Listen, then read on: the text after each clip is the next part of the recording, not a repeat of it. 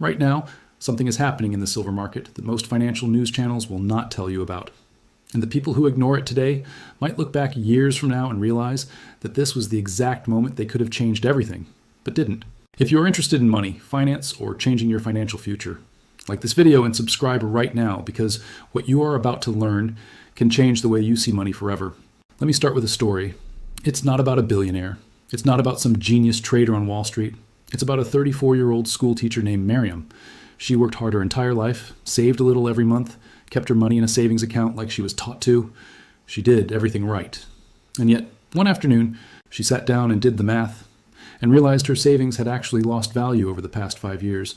Not because the number went down, the number went up slightly, but the prices of everything around her, groceries, electricity, rent, medicine, had gone up even faster.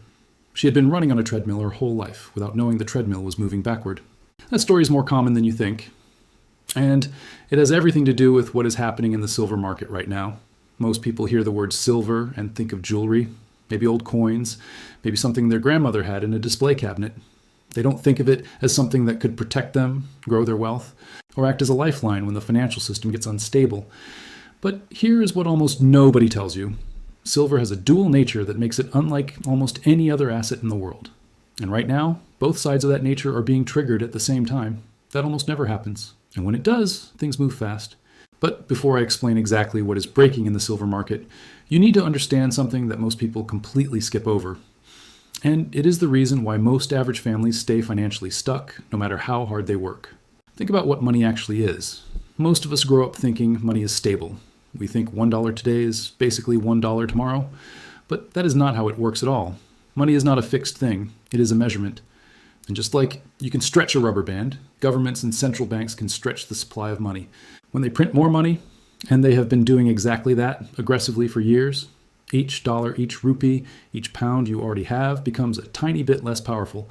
This is called inflation. You've probably heard the word. But most people have never really felt it in their gut until it's too late. And this is where Miriam's story hits differently.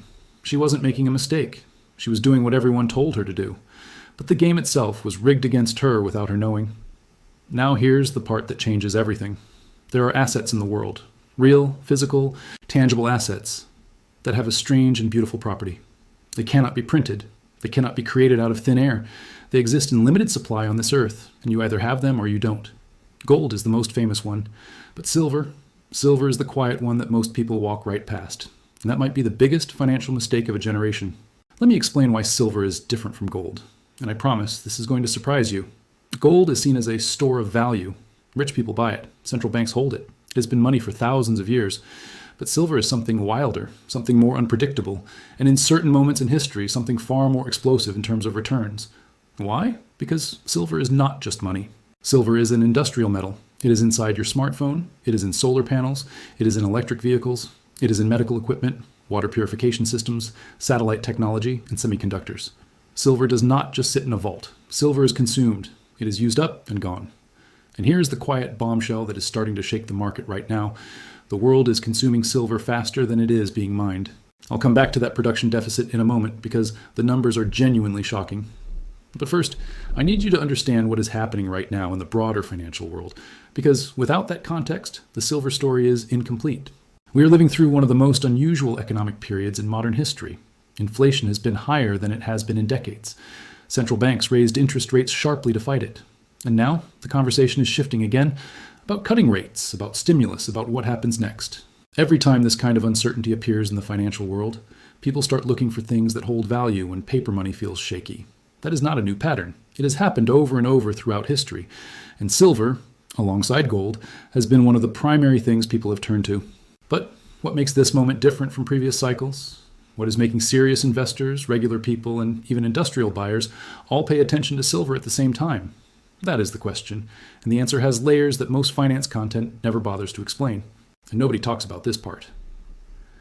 Let's go back to the industrial side of silver for a second, because this is where the story gets genuinely alarming, in the most interesting way possible. The global push toward clean energy is one of the biggest economic shifts of our lifetime. Solar panels are being installed everywhere. Countries are making legally binding commitments to cut carbon emissions. Electric vehicles are being pushed hard by governments with subsidies, mandates, and infrastructure spending. And all of this green energy revolution, the one being celebrated on the front pages of newspapers, runs on silver. A single solar panel uses roughly 20 grams of silver. That sounds small until you realize the world is installing hundreds of millions of solar panels every year, and that number is growing. Electric vehicles use silver in their electronics, their battery management systems, their charging infrastructure. The more the world goes green, the more silver it needs. And miners cannot simply flip a switch and produce more. Opening a new silver mine takes years, sometimes a decade, of exploration, permits, investment, and construction. Supply cannot react quickly. Demand is reacting right now. Here is a real number that might shock you. In recent years, the silver market has been running a structural deficit, meaning the world is using more silver than it is producing. Some analysts estimate this deficit has persisted for multiple years in a row. Above-ground silver stockpiles have been drawn down, and yet the price of silver for much of this time has not fully reflected that reality. That gap between what silver is fundamentally worth based on supply and demand and what it is currently trading at is exactly what some investors believe is a massive once-in-a-decade opportunity. But here's where I need to slow down, because this is where most people make a dangerous mistake. They hear something like silver is going to explode and they panic buy without understanding what they are actually doing or why or what the risks are. And that panic-driven decision is often exactly how average people lose money in markets instead of making it. So let's talk about the realistic picture. Honestly, without hype. Silver is volatile. That means its price can go up quickly, but it can also fall quickly. In 2011, silver hit nearly $50 per ounce. Then it crashed. People who bought at the peak felt real pain. Understanding why silver moves the way it does is just as important as understanding why it could move higher.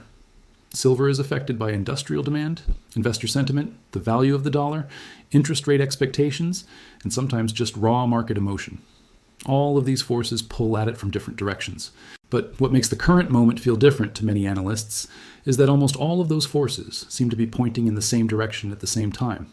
Industrial demand is surging because of green energy. Investor demand is rising because of economic uncertainty and fears about inflation returning. The dollar has been under pressure, and interest rate cuts, which tend to push precious metals higher, appear to be on the horizon. When you line all of those forces up together, the argument for silver becomes unusually strong, and this is where everything changes. Let me tell you about another person. His name is Daniel. He's 29 years old, works in IT, makes a decent salary, and has been watching the financial news with growing anxiety for the past 2 years. He sees inflation eating his paycheck. He sees his rent going up every year. He has a small amount of savings, and he has no idea what to do with it. He does not trust the stock market because he watched his uncle lose half his portfolio in a crash. He does not have enough money to buy real estate, and his savings account is paying him almost nothing in real interest after inflation is accounted for. Daniel represents tens of millions of people right now, and the thing is, Daniel keeps looking for a complicated answer. He keeps looking for the perfect investment, the secret tip, the magic formula. But the financial reality he is missing is simpler than he thinks, and harder to face. The world has changed. Keeping all of your savings in cash is no longer a neutral decision. In an era of persistent inflation and expanding money supply, holding only cash is a slow and guaranteed way to get poorer. You have to put some portion of your wealth into assets that hold or grow value in real terms. That does not mean betting your life savings on anything. It means understanding that diversification is not just a fancy word. It is survival. Most people never realize this part until they have already lost years of purchasing power and they can feel it in their daily lives. Silver, for many people in Daniel's position, is not about getting rich fast. It is about not slowly getting poor. It is about having something real, something physical, something that has held value across hundreds of years and multiple civilizations. When paper money was replaced, destroyed, or devalued, as it has been at dozens of times in history around the world, the people who held real assets survived. The people who held only paper often did not. Now I want to talk about something that most finance videos skip entirely because it makes people uncomfortable. It is the manipulation question. For years, there have been serious allegations, backed by lawsuits, settlements, and regulatory investigations, that large banks have at times suppressed the price of silver through the futures market. Without going deep into the technical details, the basic idea is this. Big players can place large bets in the derivatives market that push silver's paper price down, even as physical demand remains strong. In 2020, JP Chase paid nearly $1 billion to settle charges related to precious metals market manipulation. That is not a conspiracy theory. That is a matter of public legal record. What that means for regular people is something worth sitting with. If silver has been artificially held down, even partially, then its current price may not reflect its true fundamental value. And if and when those artificial pressures ease, or physical demand becomes so strong it overwhelms the paper market, the price could adjust sharply and suddenly. But what happened next in the silver market recently changed everything. In early 2021, something almost unprecedented occurred. Ordinary retail investors, regular people, not hedge funds, organized online and tried to create a squeeze in the silver market. They bought physical silver and silver ETFs en masse. Dealers ran out of stock. Premiums for physical silver coins and bars shot up dramatically above the paper spot price. For a few days, the silver market was in genuine chaos. The squeeze ultimately did not hold in paper price terms the way some hoped, but it revealed something important. The gap between physical silver demand and the paper price mechanism is real. And when enough people try to claim real physical silver instead of just trading paper contracts, the market feels the strain. That moment was a preview, and the conditions for something like it, driven this time not by social media hype, but by genuine industrial shortage and macroeconomic pressure, may be building again, slowly and quietly. Let me take you back to Miriam for a moment. After doing the math on her savings account and feeling that sinking realization, she did not panic. She did not gamble everything. She spent 3 months educating herself, watching videos, reading, asking questions, and then she made a simple decision. She allocated a portion of her savings, not all of it, not even most of it, into physical silver. Not because someone told her silver was going to the moon, because she understood that she needed something real in a world that felt increasingly unreal in financial terms. She started small, bought a few ounces, watched how the market moved, learned as she went. That is not a glamorous story. There is no overnight fortune. But it is the kind of decision that compounds quietly over time. And that is usually how real financial change happens for regular people. Not in dramatic moments, but in small, consistent, educated choices made before the crowd wakes up. Here is the uncomfortable truth. Most people will learn about silver after it has already made its big move. They will see the headlines, they will feel the fear of missing out, and they will buy at the top, emotionally, without understanding why, and then get shaken out when it dips. This is the cycle that keeps average people on the losing side of markets over and over.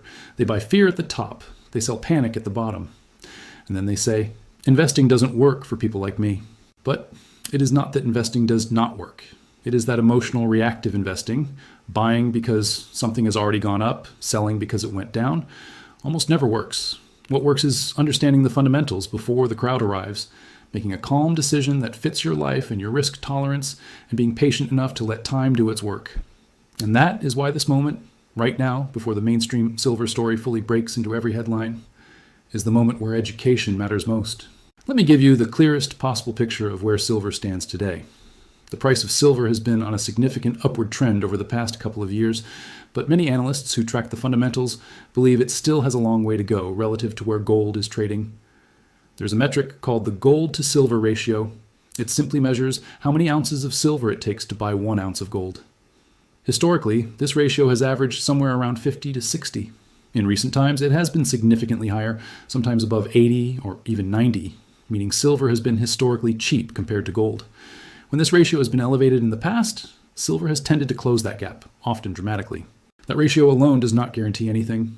Markets can stay wrong for a long time, but it is another piece of the puzzle, another fundamental argument stacking up alongside the industrial supply deficit, the macroeconomic uncertainty, the historical track record, and the growing institutional interest in silver as an asset.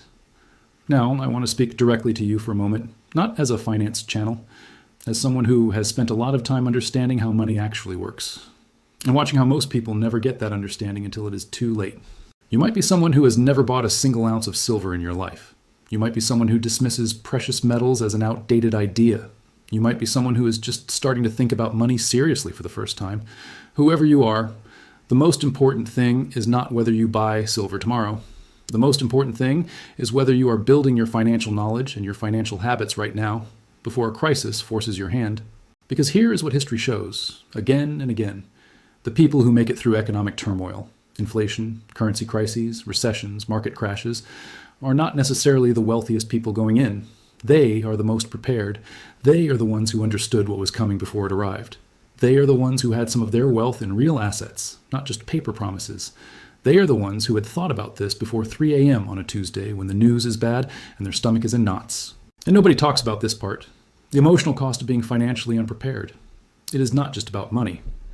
Financial stress is one of the leading causes of anxiety, broken relationships, and health problems in the modern world.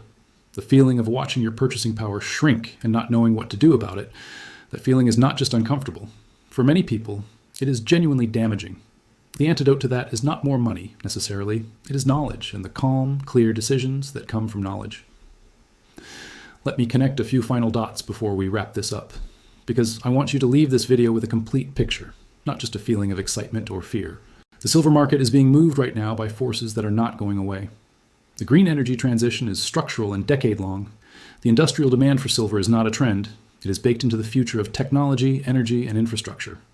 The macroeconomic environment, with high debt levels, potential return of inflation, and shifting monetary policy, creates a favorable backdrop for real assets. The historical undervaluation of silver relative to gold provides a fundamental case. And the supply constraints, the mining deficits, the years-long pipeline for new production mean the market cannot easily self-correct in the short term. None of this means silver goes up in a straight line tomorrow. Markets are messy. Sentiment shifts. External shocks happen. A stronger dollar or an unexpected economic event could push silver down in the short term, even when the long-term fundamentals are strong. Anyone who tells you they know exactly when or how much silver will move is either lying or fooling themselves. But the overall picture, viewed clearly and honestly, is one of a market where the forces pushing up are structural and growing, and the forces pushing down are mostly temporary and paper-based.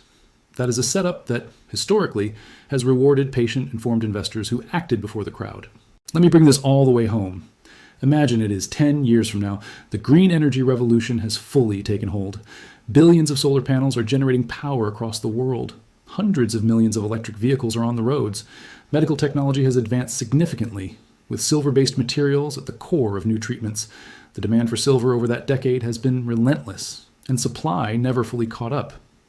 In that world, how do you feel if you spent 1 hour today understanding why silver mattered, and then made a small, calm, informed decision to own a little of it? How do you feel if you diversified even a small portion of your savings into an asset that has been used as real money for thousands of years? Now imagine the alternative. You watched this video. You found it interesting.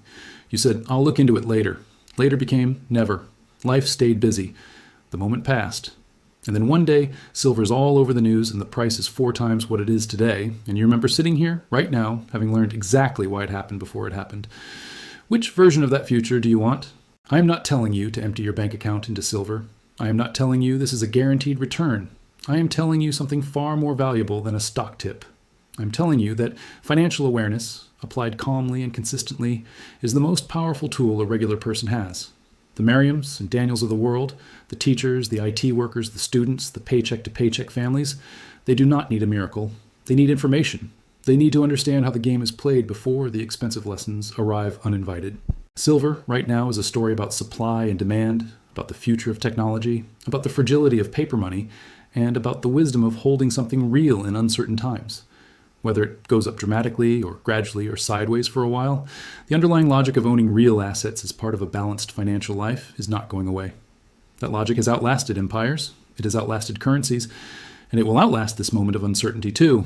The question is never really about silver or gold or stocks or real estate. The question is always the same one. Are you learning? Are you preparing? Are you making decisions based on understanding? Or are you waiting for someone else to tell you what to do after it is already too late? Miriam asked herself that question one afternoon, staring at a number on a screen that felt hollow. And the answer she found changed how she thought about her future. Not because she found a magic investment, because she decided to stop being passive about her financial life and start being intentional. You can make that same decision right now, in this moment. The silver market is breaking live. The story is still in its early chapters.